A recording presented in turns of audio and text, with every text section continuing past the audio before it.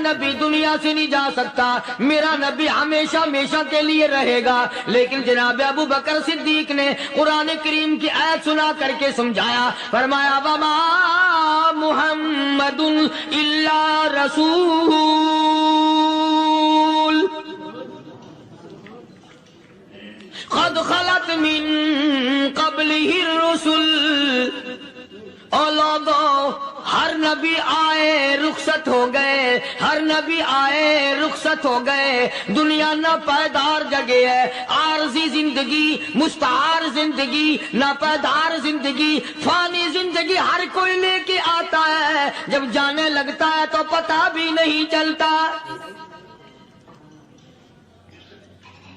اس لیے مجذوب کہتا کہ سونے چاندی کی چمک بس دیکھنے کی بات ہے، سونے چاندی کی چمک بس دیکھنے کی بات ہے، اور 4 دن کی چاندنی پھر اندھیری رات ہے، قبر میں ہمیشہ اندھیرا رہے گا۔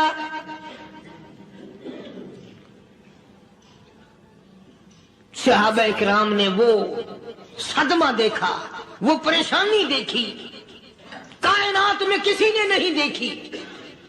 کسی نے بیوی کے مرنے کا صدمہ اٹھایا ہوگا، کسی نے جوان بیٹے کی موت کا صدمہ دیکھا ہوگا، کسی نے امی کے مرنے کا صدمہ دیکھا ہوگا، کسی نے ابا کے مرنے کا صدمہ دیکھا ہوگا۔ خدا کی قسم بلال سے جا کے پوچھو، جب کالی کملی والے کا تجھے دیدار نہ ملا تیرا کیا حال بنا؟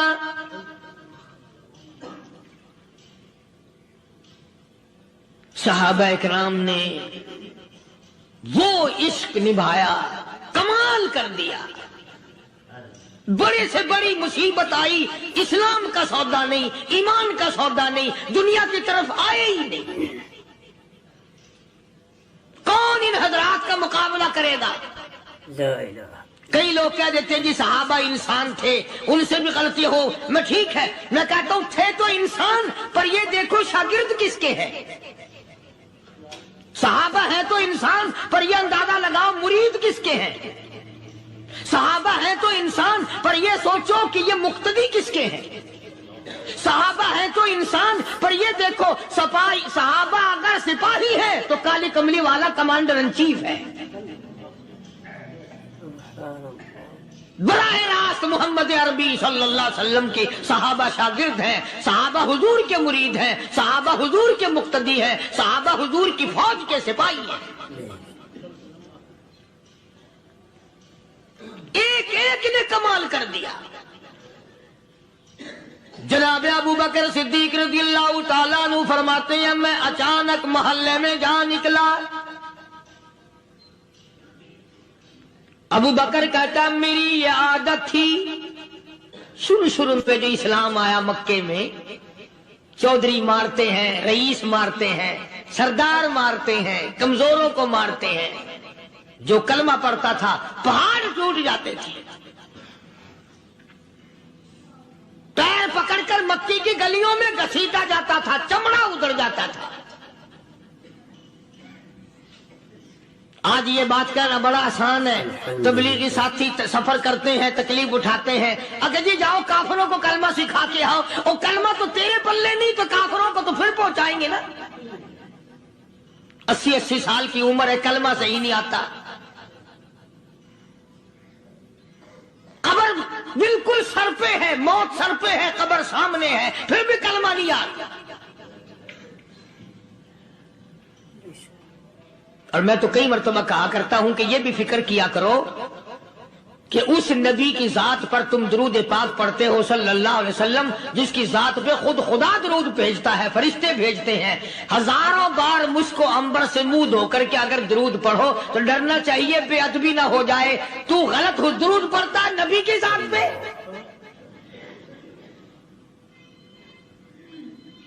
اور اس کو صحیح کرنے کا فکر نہیں رکھتا۔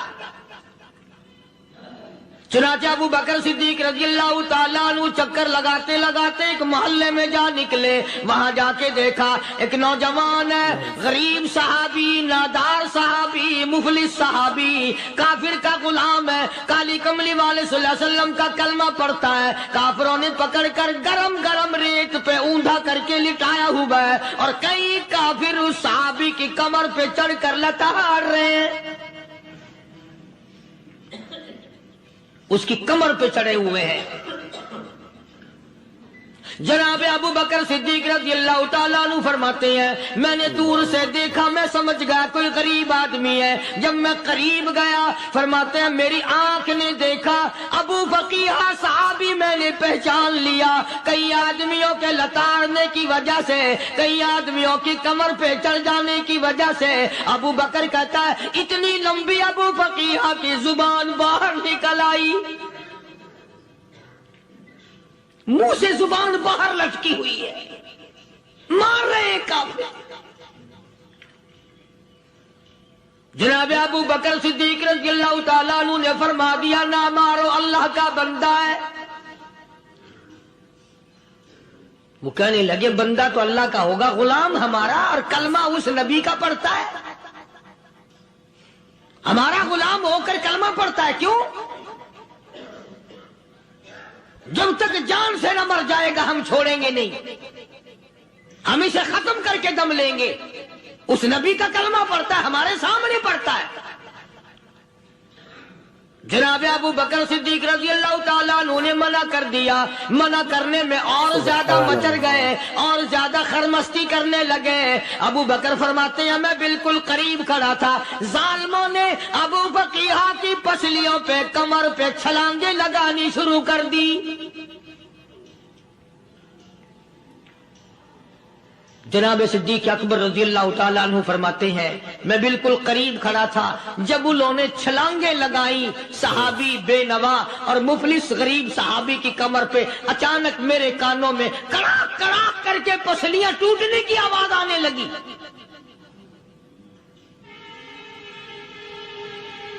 میرے سے برداشت نہ ہوا، میں برداشت نہ کر سکا۔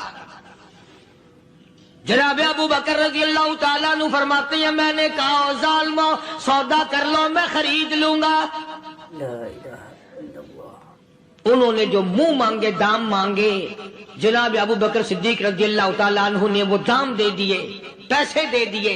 ہاں ہاں، غریب کی ہمدردی کی، مظلوم کی ہمدردی کی۔ آج ہمارے پاس جو پیسہ ہے وہ کنجری پہ خرچ ہو سکتا ہے، بدماشی پہ خرچ ہو سکتا ہے، ٹیپ ٹلو اور فیشن پہ خرچ ہو سکتا ہے، اللہ کے دین پہ خرچ کرنے کی ہمیں توفیق نہیں ہوتی۔ سارے سال کی کمائی کا حساب لگائیں کہ ہم نے کتنا اپنے بیوی بچوں پہ خرچ کیا، کتنا اللہ اور اس کے رسول اور اللہ کے قرآن پہ خرچ کیا، 100-2% بھی نہیں بنتا۔ جناب ابو بکر رضی اللہ تعالیٰ عنہ نے ابو فقیہ رضی اللہ تعالیٰ عنہ کو خرید لیا، کافروں کے نیچے سے نکال لیا، کپڑے جھاڑے، زخموں پہ مرہم پٹی کی۔ ابو بکر دوڑے دوڑے پانی کا پیالہ لے آئے اور فرمانے لگے ابو فقیہ تجھے بڑی مار پڑی ہے، بڑی تکلیف پہنچی ہے، میں نے تیری زبان باہر لٹکی ہوئی دیکھی، نکلی ہوئی دیکھی، خشکی آ گئی ہوگی، زبان پہ کانٹے جم گئے ہوں گے، تھوڑا سا پانی پی لے۔ ابو فقیہ کہتا ابو بکر تیرے احسان کا بدلہ خدا دے گا، تیری مہربانیوں کا بدلہ خدا دے گا، میں نہیں دے سکتا، تو نے پیسے خرچ کر کے مجھے آزاد کرایا، میں تجھے دعا دے سکتا ہوں، میں غریب ہوں، میں نادار ہوں، میں مفلس ہوں، میں مسکین ہوں، اور ابو بکر تنگ نہ کر، میں پانی پی نہیں سکتا۔ کیا بات ہے، کیوں پانی نہیں پی سکتا؟ کہنے لگا ابو بکر تجھے کیا معلوم ہے جن کی وجہ سے میری پسلیاں توڑ دی گئی، جن کی وجہ سے مجھے مارا گیا، جن کی وجہ سے مجھے لتاڑا گیا، جن کی وجہ سے میری پسلیاں توڑی گئی، جن کی وجہ سے میرا یہ حال کیا گیا، جب تک میں آقا کا دیدار نہ کر لوں میں پانی کی بوند پی نہیں سکتا۔ مجھے پہلے شربت دیدار پینا ہے، میں نے سرکار مدینہ صلی اللہ علیہ وسلم کی زیارت پہلے کروں گا، پانی بعد میں پیوں گا۔ او ابو بقیہ تجھے تو بڑی سخت مار پڑی ہے، تجھے تو بڑی تکلیف پہنچائی گئی ہے، میں تجھے حضور کے دربار میں لے کے چلوں گا، تو پانی تو پی لے۔ کہتا کوئی مجنو بتاتا ہے، کوئی کہتا ہے دیوانہ، کوئی مجنو بتاتا ہے، کوئی کہتا ہے دیوانہ، یہ تو مرض عشق احمد کا ہوا بیمار میں بھی ہوں۔ اور ابو بکر تجھے کیا معلوم ہے، مجھے عشق لگا ہوا ہے، مجھے سوز و گداز لگی ہوئی ہے، میں اپنے دل میں کسی کو بسائے بیٹھا ہوں، جب تک اس آقا کا دیدار نہ کر لوں مجھے چین نہیں آئے گا۔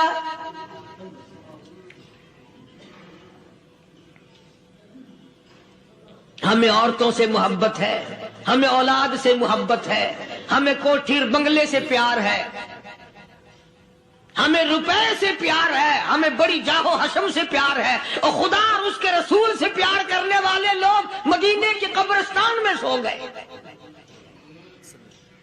قرآن سے پیار کرنے والے لوگ حضور کے درباری لوگ وہیں سو گئے۔ اندازہ لگاؤ، کوئی مار کھا کے اپنے ماں باپ کے پاس جائے گا، کوئی بھائی برادری میں جائے گا، کوئی تھانے میں رپورٹ لکھوانے جائے گا، کوئی اسپتال میں سرٹیفکیٹ لینے جائے گا، کوئی ڈاکٹری کرانے جائے گا۔ ابو فقیہ تم کتنے خوش نصیب ہو، امام الانبیاء کے دربار میں چلے ہو۔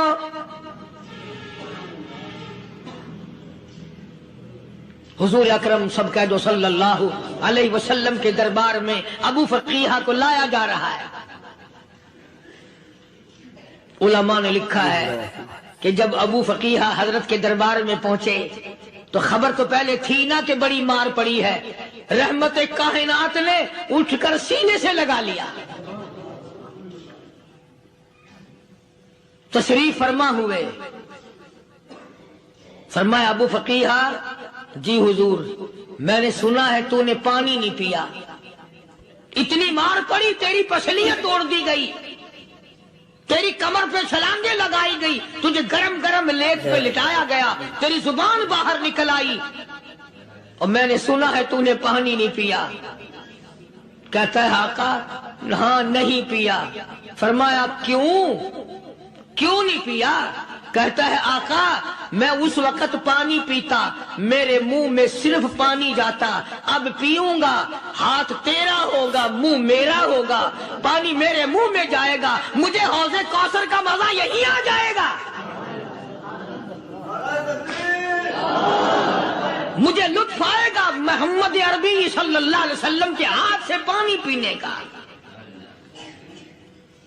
علماء نے لکھا ہے کہ حضرت نے جب اپنے رحمت والے ہاتھ سے وہ انگلی چاند کو اشارہ کیا، جگر پھنس کر ٹکڑے ہو گئے، وہ انگلی اشارہ کیا سورج واپس ہو گیا، وہ انگلی درخت اپنی جڑیں چھوڑ کر پیغمبر کے قدموں میں آ گئے، وہ انگلی جن میں کنکر پہاڑ کے لیے تو کلمہ پڑھنا شروع کر دیا، وہ انگلی اونٹ کی طرف کی تو بول پڑا، وہ انگلی چڑیاں سامنے آئی تو انہوں نے شکایت کر دی، وہ انگلی جن کو دیکھ کر کے بیت اللہ پھر گیا۔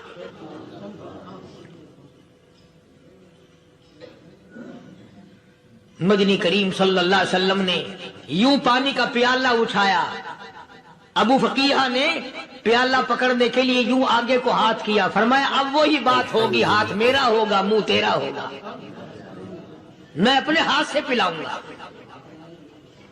ابو فقیہ کو پانی پلا دیا، اور پانی پلانے کے بعد پوچھا اب تیرا کیا حال ہے؟ اب حال کیا ہے؟ کہتا ہے آقا تیرے چہرے پہ فدا شمس و قمر، تیرے چہرے پہ فدا شمس و قمر، تیری زلفوں پہ تصدق شام و سحر، تیرے چہرے پہ فدا شمس و قمر، تیری زلفوں پہ تصدق شام و سحر، رخسار پہ ٹھہرے کس کی نظر، تیری بانکیں ادا کا کیا کہنا، اور کالی کملی والے تیری زیارت ہوئی سارے دکھ بھول گیا۔ میرے سارے غم ٹل گئے، میرے سارے دکھ دور ہو گئے، میری ساری پریشانی دور ہو گئی، اور میں تو اب مزے میں ہوں۔ جناب ابو بکر صدیق رضی اللہ تعالیٰ عنہ نے مال خرچ کیا، صحابہ کرام کی جانیں بچائیں۔ قیامت کا دن ہوگا، ساری کائنات کی پیشی ہوگی، اللہ پاک پوچھے گا کہ دنیا میں کیا کرتا تھا؟ کوئی کہے گا میں کھیتی باڑی کرتا تھا، کوئی کہے گا میں دفتر میں نوکر تھا، کوئی کہے گا میری دکان تھی، کوئی کہے گا میں یہ کمائی کرتا تھا، کوئی کہے گا میں یہ کمائی کرتا تھا۔ آئے گی باری ابو بکر کی، اللہ پاک پوچھے گا دنیا سے کیا لایا؟ ابو بقیہ، حضرت بلال، حضرت نادیہ، حضرت زنیرہ اور کتنے صحابہ کرام کی جماعت کو پکڑ کر اللہ کے عدالت میں کھڑا کر کے ابو بکر کہے گا الہی صدیق کی کمائی تیرے سامنے موجود ہے۔ مبارک ہیں یہ لوگ کہ ان حضرات نے محض اللہ اور اس کے رسول کریم صلی اللہ علیہ وسلم کو راضی کرنے کے لیے اپنا سب کچھ قربان کر دیا، اور خود رسول کریم صلی اللہ علیہ وسلم نے ان کو ایسی تعلیم دی، ایسے اخلاق دیے کہ حد ہو گئی۔ دربار رسالت ہے، ایک کافر مسافر آتا ہے بھی کافر، ہے بھی مسافر، ہے بھی معمر، بوڑھا آدمی ہے۔ کبھی کبھی سوچتا ہوں کہ اس زمانے کے تو کافروں میں بھی کوئی خوبی ہوا کرتی تھی، منافقت تو نہیں تھی نا، منافقت نہیں تھی، چال بازی نہیں کرتے تھے، ہیرا پھیری نہیں کرتے تھے۔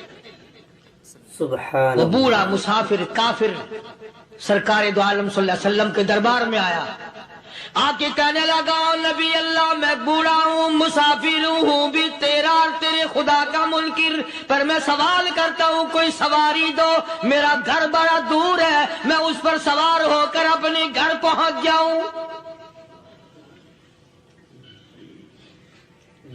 حالانکہ مسلمانوں کے پاس سواریاں کہاں تھی، خود تنگی میں تھے، وطن چھوڑ کے آئے، قربانیاں دے کے آئے، پتے چباتے ہوئے آئے، پانی پورا رج کے پینے کے لیے پانی نہیں ملتا،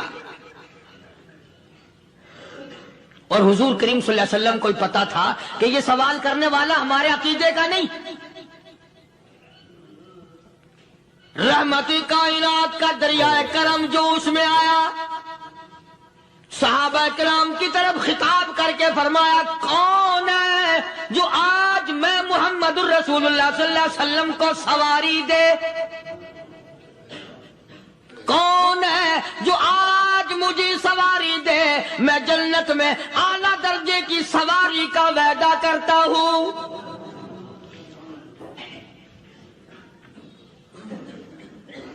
حضرت عبادہ بن ثابت رضی اللہ تعالیٰ عنہ صحابے اٹھے اور اپنی ڈاچی، اپنی اونٹنی حضور کے ہاتھ میں پکڑا دی، اور حضور نے اس مسافر کو دے دی کہ لے بھائی سواری تجھے مل گئی۔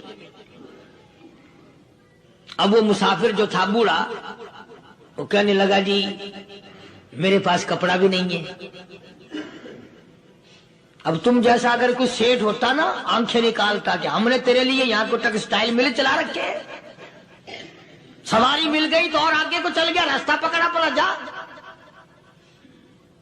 خدا جانے دھکے دیتے، خدا جانے مکے مارتے، خدا جانے کتنی باتیں بناتے۔ امام الانبیاء محبوب کبریا حضرت محمد مصطفیٰ صلی اللہ تعالی علیہ وسلم پھر کھڑے ہو گئے، صحابہ کرام کو خطاب کر کے فرمایا کون ہے جو آج مجھے کپڑا دے، کل میں جنت میں اعلیٰ درجے کی پوشاک اور لباس جوڑوں کا وعدہ کرتا ہوں۔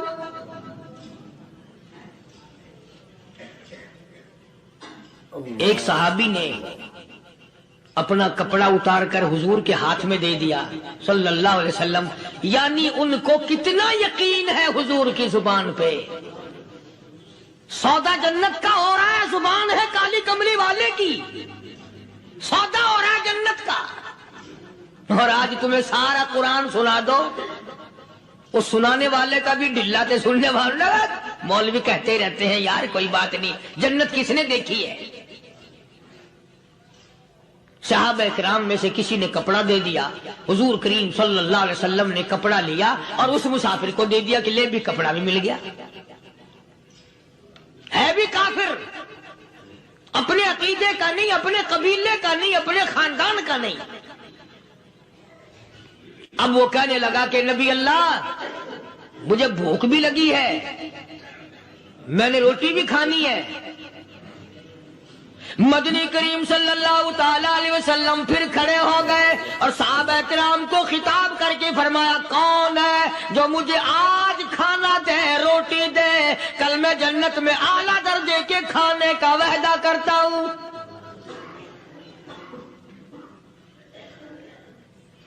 اس سوال کا جواب پورے مجمع میں سے نہ ملا۔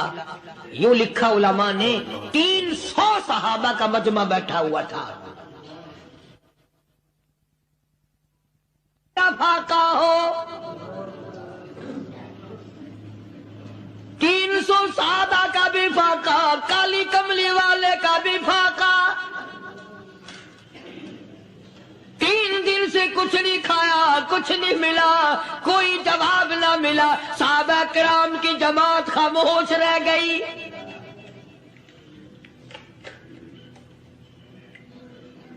سلمان فارسی رضی اللہ تعالیٰ عنہ اٹھے اور اس مسافر کا ہاتھ پکڑا اور کہنے لگا، میں تجھے ایسے دروازے پہ لے کے چلوں گا جہاں سے کچھ نہ کچھ کھانے کے لیے مل جائے گا۔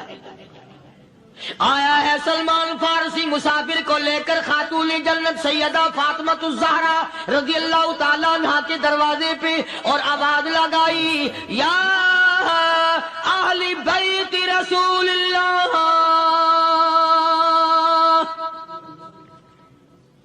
انطعموا فی سبیل اللہ۔ او نبی کی لخت جگر، نبی کی نوری نظر اور نبی کے جگر کے ٹکڑے اور کالی کملی والے کی بیٹی، اے فاطمہ، ایک آدمی بھوکا ہے، کھانا کھلانا ہے، اس کے لیے کھانا بھیجو۔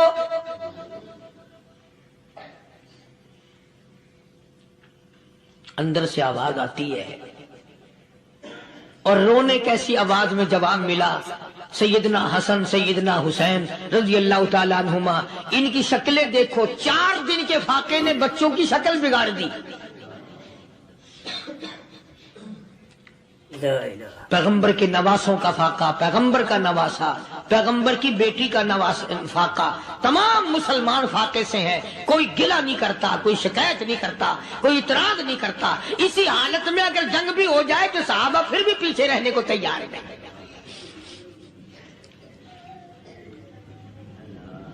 جب اندر سے یہ جواب ملا کہ تمہارا تو 3 دن کا فاقہ ہے، فاطمہ کہتی ہے میرا اور میرے بچوں کا 4 دن کا فاقہ ہے، تو سلمان فارسی اس مسافر کو لے کے واپس ہونے لگا۔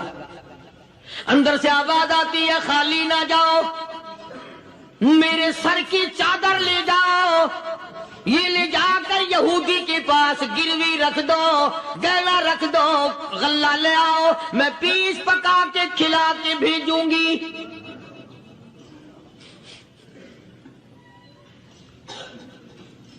کہاں آج ایسے سخی عورت ہیں، کہاں ایسے سخی مرد ہیں؟ مسافر کو کون کھلائے، دین پر خرچ کون کرے؟ کسی طالب علموں کو، آپ میں سے اکثریت ایسے لوگوں کی ہے جنہوں نے ساری عمر میں، سارے سال میں کبھی ایک قرآن پڑھنے والے طالب علم کو روٹی نہیں کھلائی، اور پھر یہ کبھی نہیں سوچا کہ میں آخر کما رہا ہوں تو کیا کر رہا ہوں۔ بس شیطان یوں کہہ دیتا ہے یہ تو بڑے بڑے امیروں کا کام ہے، تو غریب آدمی ہے، تیرے بس کا یہ کہاں کام ہے؟ یہ تو بڑے بڑے امیروں کا کام ہے طالب علموں کو، مسافروں کو کھانا کھلانا۔ کل قیامت میں اگر اللہ نے یہ فرما دیا کہ جنت تو میں نے امیروں کے لیے بنائی ہے، تو مزدور ہے، بھاگ یہاں سے، پھر کیا بنے گا؟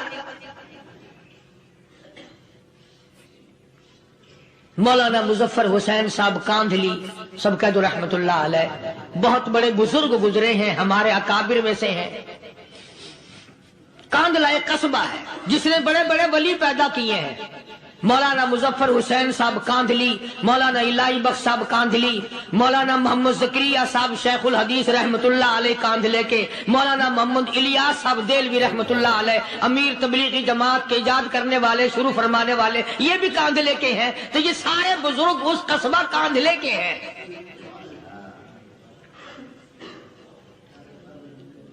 تو مولانا مظفر حسین پانی پت سے پیدل چل دیے اپنے کاندھلے کرانے کی طرف۔ راستے میں ایک بستی آئی، شام ہو گئی تو حضرت نے وہیں قیام کر لیا، ٹھہر گئے۔ عصر کی نماز پڑھی، مغرب کی نماز پڑھی، مسجد میں صفائی کی، اذان دی۔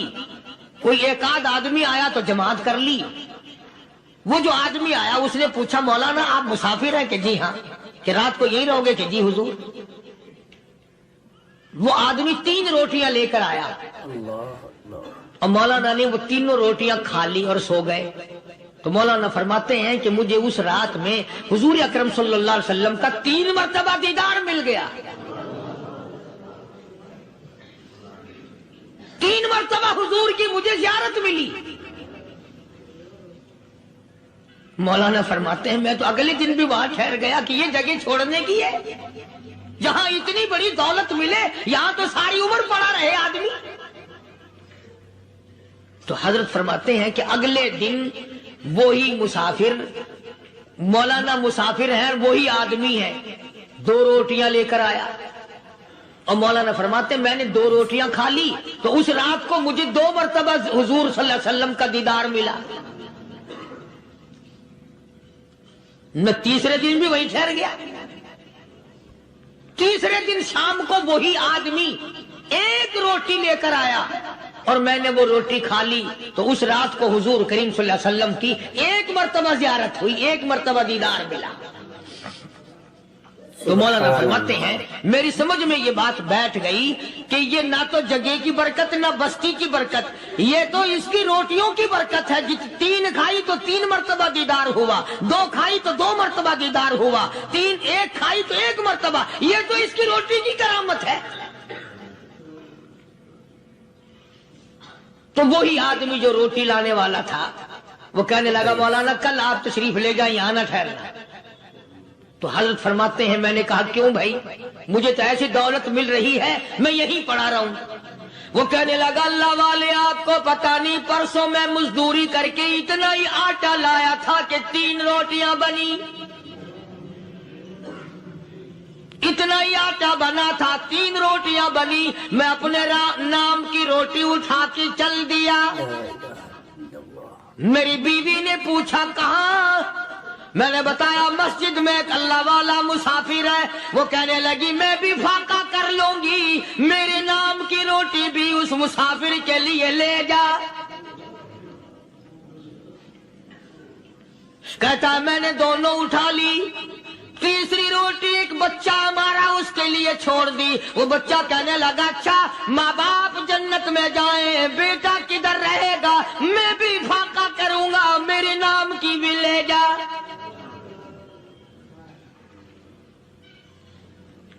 میں نے 3 روٹیاں لا دی اور اگلے دن جو میں نے مزدوری کی اس کی 3 روٹیاں بنی، بچے کی حالت خراب ہو گئی تھی، اس کو دے آیا۔ ہم نے میاں بیوی نے چوتھے دن بھی فاقہ کر لیا اور آج بیوی کی حالت بھی خراب ہو گئی تھی، آج صرف اپنی لایا ہوں۔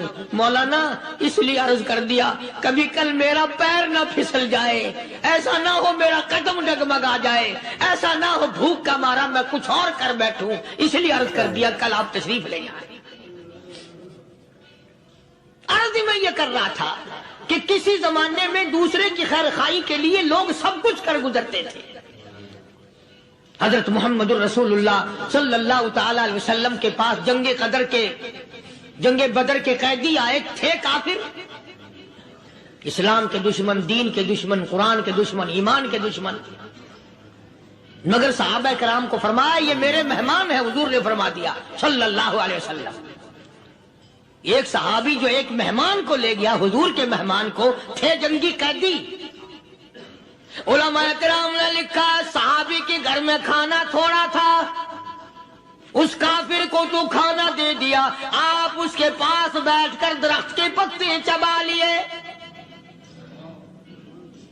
دوسرا دن آیا، پھر ایسا ہی کیا، اس حضور کے مہمان جنگ بدر کے قیدی کافر کو کھانا کھلایا، خود درخت کے پتے چبا لیے۔ تیسرا دن آیا، وہ جنگی کافر کہنے لگا، قیدی کہنے لگا، آج پہلے کلمہ پڑھا پھر روٹی کھلا۔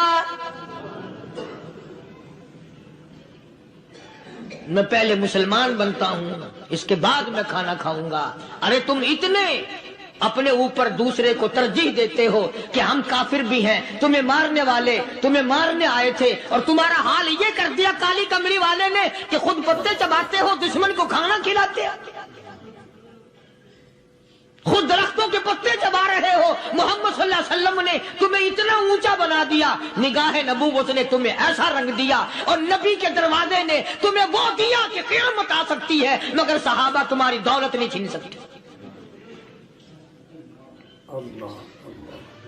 تو فاطمہ الزہرا رضی اللہ تعالی عنہا نے سر کی چادر اتار کر دے دی سلمان فارسی کو کہ یہ لے جا، یہودی کے پاس جا کے گروی رکھ دے، دانا غلہ لے آ، میں پیس پکا کے کھلا کے بھیجوں گی۔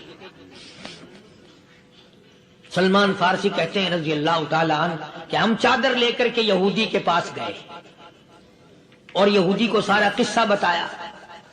اس یہودی نے چادر لے کر رکھ لی اور غلہ تولنے لگا دینے کے لیے، تو رو رہا تھا۔ ہم نے پوچھا تجھے کیا ہوا، تو کیوں رویا؟ کہنے لگا مسلمانوں، ہماری توریت میں واقعہ موجود ہے، قصہ موجود ہے، آخر الزمان پیغمبر صلی اللہ علیہ وسلم کی بیٹی کی دروازے پہ ایک بھوکا کافر مسافر آئے گا، اس کا پیٹ بھرنے کے لیے نبی کی بیٹی اپنی چادر اتار کر گروی رکھ دے گی، یہودی کے پاس غلہ منگوا کے کھانا کھلائے گی۔ آج توریت کی بات سچی ہو گئی، چادر آئی رکھی ہے، میں وہ یہودی ہوں۔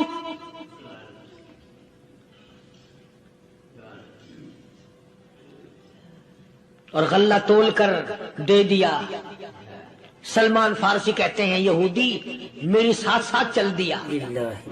خاتون جنت سیدہ فاطمہ الزہرا رضی اللہ تعالی عنہا کے دروازے پہ آیا، اور جب ہم نے غلہ دے دیا، چادر بھی اندر یہودی نے پہنچا دی کہ میں چادر بھی واپس دینے آیا ہوں، اور سلمان کو کہنے لگا اب دیر نہ لگا، دیر نہ کر، کیوں؟ میری توریت نے تصدیق کر دی کہ یہ نبی برحق ہے، اب ایسا نہ ہو میرا دم نکل جائے، میں کفر پہ مر جاؤں، جلدی کر، مجھے سرکار کے دربار میں لے چل، میں مسلمان بنتا ہوں۔ اور اسی کو جا کے کہنے لگا تیری صورت، تیری سیرت، تیرا نقشہ، تیرا جلوہ، تیری صورت، تیری سیرت، تیرا نقشہ، تیرا جلوہ، تبسم گفتگو بندہ نوازی خندہ پیشانی، او کالی کملی والے میرا دل ہو، تیرا گھر ہو، تیرا در ہو، میرا سر ہو، تمنا مختصر سی ہے مگر تمہید طولانی۔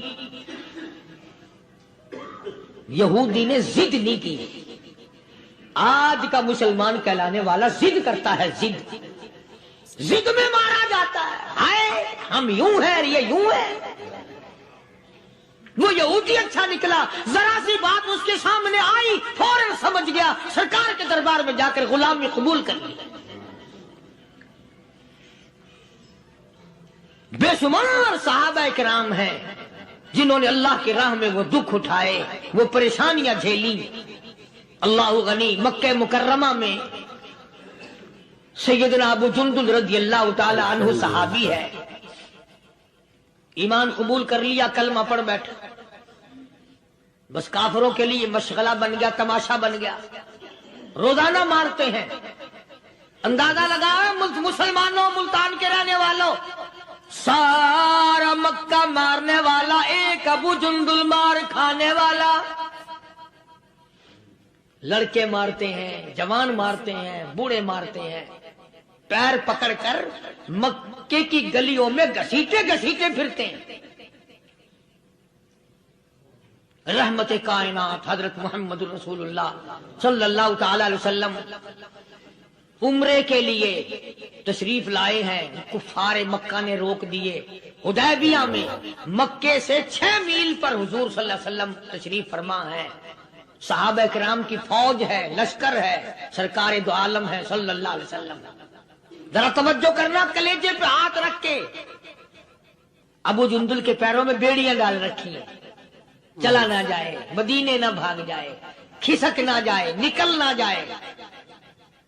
ابو جندل یہ آس لگا کر، یہ آرزو لگا کر مدینے کی طرف چلا جاؤں گا، مسلمان قریب آئے ہوئے ان میں شامل ہو جاؤں گا، میں بھی آزادی سے نماز پڑھوں گا، کالی کملی والے کا دیدار کیا کروں گا، میرے مصیبتوں کے دن ختم ہو جائیں گے، میری تکلیف کے دن ختم ہو جائیں گے۔